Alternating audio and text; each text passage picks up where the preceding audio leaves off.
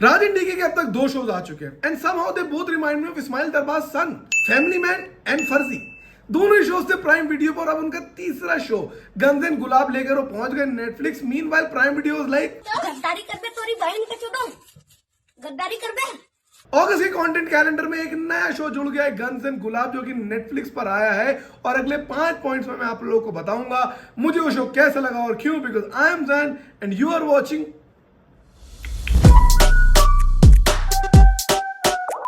एक समय ऐसा था नेटफ्लिक्स का कंटेंट इंडिया को उतना ही समझ में आता था जितना हमें समझ में आता था सबवे का मेन्यू। साल भर में एक ढंग का शो निकालते थे और हम उतना ही खुश हो जाते थे जितना फिलहाल हम आयरलैंड से 2 रन से डीएलएस मेथड में जीतने पे खुश हो रहे हैं। Proud moment for us. लेकिन unlike Indian cricket team and its management, Netflix realise that there is a need for change. और उसके बाद से जो उन्होंने अपनी कंटेंट स्ट्रेटजी बदली है, भाई साहब एक के बाद एक बढ़िया शो निकालते चले जा रहे हैं। वैसे भला हो मेरे अमीर के 14 दोस्तों का, क्योंकि जब तक नेटफ्लिक्स पर झटा कंटेंट था पैसे उन्होंने ही दिए थे। मैं तो इतना ही बोलूंगा भाई साहब, भगवान आपको और अमीर बनाए ताकि आप राखी दिवाली पर कटोरियों की बजाय एयर फ्रायर भी गिफ्ट करने लगे। मुंह क्या बना रहे हो सालों, अमीरों में यही से गिफ्ट चलता है। तुम पिस्ता वाली चॉकलेट से खुश हो जाते हो कि बहुत लग्जरी गिफ्ट दे दी आपको। 800 रुपए किलो मिल रही है मुन्नार में, 250 ग्राम लेके जा रहा हूँ बांटने के लिए। खैर यहाँ होटल के अंदर बैठ के मैंने लैपटॉप पर देखा गन्स एंड गुलाब और उसके बारे में पूरी चर्चा करेंगे। और शुरुआत करते शो के पॉइंट नंबर 1 से, यानी कि the plot of the show. देखो भाई साहब, शोज के प्लॉट हो या फिर दोस्तों यारों की रिलेशनशिप जितनी उलझी हुई होती है उतना ही मजा आता है देखने में। सीधा ना तो रिलेशनशिप अच्छी लगती है, ना रास्ता ना प्लॉट। यहाँ सीन ये कि 90s का एक फिक्शनल काल्पनिक शहर है गुलाबगंज और वहां चल रही है guns. This a direct reference to the famous band Guns and Roses. वाह बहन चोपा, तुम ना बता दे, जनता को पता ही नहीं चलता कि गन्स एंड गुलाब का मतलब है गन्स एंड रोजेस। ये तो समझ रहे थे direct reference to Bombay Vikings. खैर ये पूरा का पूरा सेटअप अफीम की खेती का है, जहां पे 2 राइवल गैंग्स ऑपरेट कर रहे हैं सेम स्पेस में and naturally each of them wants to dominate the other और दूसरे को खत्म कर देना चाहते हैं। इसीलिए मारकाट हो रही है। मतलब सोचो पहले मोनोपोली करने के लिए कितनी मेहनत करनी पड़ती थी, अब इतना सिंपल है, 6 महीने फ्री की सर्विस दे तो जनता अपने आप मोनोपोली में मदद कर देगी तुम्हारी। जहां क्राइम वहां पुलिस, मतलब सिनेमा में। रियल लाइफ में तो जहां पावर। एक ईमानदार नारकोटिक्स ऑफिसर है जिनकी लाइफ में अलग बवाल चल रहे हैं। 2 लौंडे ऐसे जिनकी लाइफ में डैडी इश्यूज चल रहे हैं। स्कूल के लौंडे जो साले पढ़ाई छोड़ के हर काम करने को तैयार हैं। और ये कहानी आपस में ऐसे जलेबी की तरह उलझ जाती है कि ओवरऑल देख के बहुत मजा आता। लाइक आई सेड, एक अच्छी स्टोरी वही होती है that has a scope of some complexity. अगर आपकी पूरी की पूरी कहानी एक ऑनेस्ट अर्नेस्ट कॉन्वर्सेशन से रिजॉल्व हो सकती है, देन भाई साहब that plot is very bad. And with that parameters I would think कि इस प्लॉट को काफी बढ़िया तरीके से बनाया दोनों ने। मेरे हिसाब से शो के प्लॉट को thumbs up. Point number 2, the casting and the performances of the show. Show के लीड रोल्स में Gulshan Devaiah, Dulquer Salmaan, Rajkummar Rao, Adarsh Gourav and my favourite Satish Kaushik ji. और टुगेदर इन लोगों ने मिलकर इस शो के प्लॉट में 4 चांद नहीं भैया 5 चांद लगा दिए अपनी एक्टिंग से। एक अच्छे प्लॉट को अच्छे एक्टर्स की बहुत सख्त जरूरत होती है उसको प्रॉपरली डिलीवर करने के लिए।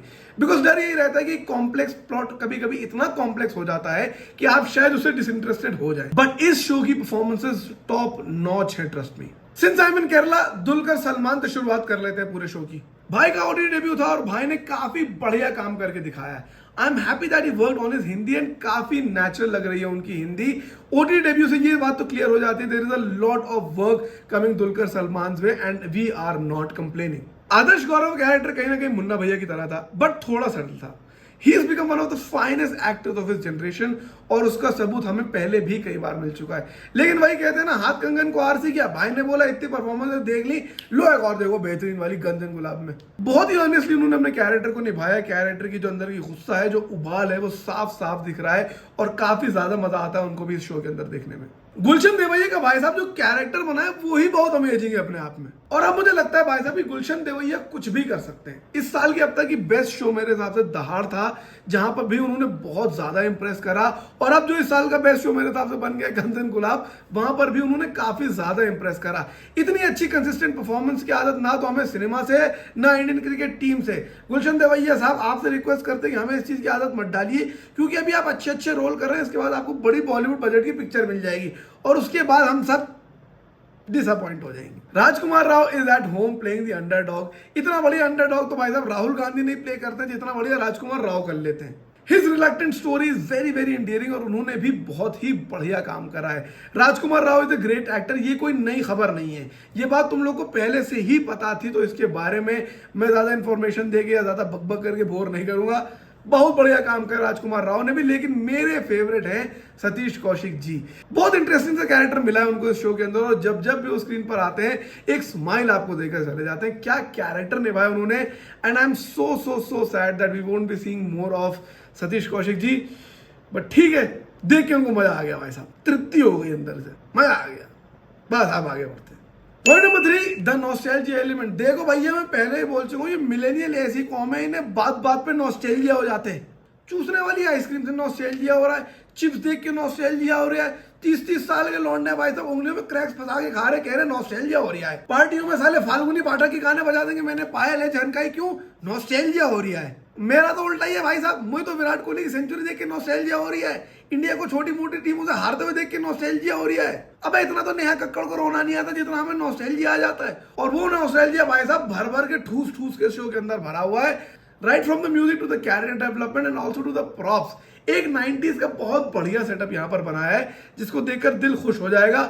ओवरऑल अगर आप नॉस्टैल्जिया के फैंस हैं तो ये शो आप लोग को देखना चाहिए, भर भर के भरा हुआ है नॉस्टैल्जिया इसमें। Point number 4, the writing of the show. Legendary film director Alfred Hitchcock ने कहा था, to make a good film you need 3 things. Entertainment, entertainment, entertainment. नहीं, ये नहीं बोला था, उन्होंने बोला था to make a good film you need 3 things, script, script and script. While I do not entirely agree with Alfred Hitchcock, लेकिन I do believe that a good script is 2/3 of a very very good cinema. यहाँ पे writing बहुत ही अच्छी है, एक dark comedy setup है और जो पंचेस दिए हैं कैरेक्टर्स को, जो कैरेक्टर डेवलपमेंट है, जो स्टोरी का प्रोग्रेशन है, वो बहुत ही अच्छा है। आपको हंसाने के लिए बहुत ज्यादा फिजिकल कॉमेडी का या फिर गाली गलौज का इस्तेमाल नहीं करा गया है, लेकिन सिंपल डायलॉग्स ही ऐसे दिए गए हैं जिनको देखकर आपको हंसी आ जाएगी। ओवरऑल मुझे लगता है कि राइटिंग बहुत इंपॉर्टेंट एलिमेंट था इस शो का, और वो राइटिंग बहुत ही अच्छी यहाँ पर करके दिखाई है, which is a very very very rare thing in Hindi cinema these days. Point number 5, the length and the duration of the show. Again मैं थोड़ा सा एक फंसा हुआ रिकॉर्ड बन गया हूँ, हर बार ड्यूरेशन की बात करता रहता हूँ, लेकिन यहाँ पे मुझे लगा कि भाई साहब इजीली 10-10 मिनट हर एपिसोड से काटे जा सकते थे। काफी ज्यादा फ्लैब इस शो के अंदर है, काफी ज्यादा एक्सेस चीजें डाल दी गई हैं जो मुझे लगता है कम करी जा सकती थी, लेकिन once you get past the first 20-25 minutes of the pilot episode, उसके बाद आपको बिल्कुल लत लग जाएगी इस शो की, आप आखिरी एपिसोड खत्म करके ही मानोगे। सो ओवरऑल मुझे गन्स एंड गुलाब काफी अच्छा लगा और मैं इस शो को देना चाहूंगा 4 स्टार आउट ऑफ 5। जाइए नेटफ्लिक्स का अगर पासवर्ड है तो जाके इसे देखिए और सब्सक्राइब कीजिए मेरे चैनल को, ताकि मैं ऐसे वीडियोस और भी लाता जा सकूं, और मेरे व्लॉग्स चैनल को भी सब्सक्राइब कीजिए ताकि आप लोगों को पता चल जाए कि मैं यहाँ केरला में क्या कर रहा हूँ सारे तो काम धंधा छोड़कर। सी यू, टाटा, बाय बाय।